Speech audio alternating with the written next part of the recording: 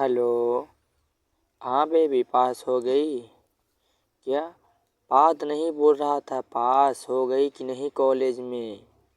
अच्छा, और बताओ क्या कर रही हो? क्या हगने आई हो? छी छी छी, अरे हमारे सामने नहीं हग रही हो, लेकिन यार ऐसे क्यों बात कर रही हो? तुमको नहीं बताना था ना मैं हग रही हूँ, मुझको बहुत बेकार लगता है यार जी। और सब घर वाले सब बढ़िया हैं? अरे मैं बोल रहा था कि और सब घरे वाले सब बढ़िया है कि नहीं? तो फिर मैं आ जाऊँ आपके पास? मैं जानता हूँ बाबू तुम हग रही हो, लेकिन मैं आ जाऊँ तुम्हारे पास? अरे तुम्हारा हागा नहीं देखने आ रहे हैं बाबू, मैं आ जाऊँ कि नहीं तुम्हारे पास, ये बोल रहा था।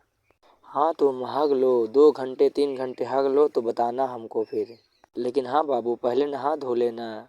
अरे मैं बोल रहा था पहले नहा धो लोगी तो सही थोड़ा होगी, सफाई रहेगी, नहीं तो टॉयलेट में तुम गई हो पूरा गंदा हो देगी और बहुत ही बदबू देने लगेगी आप।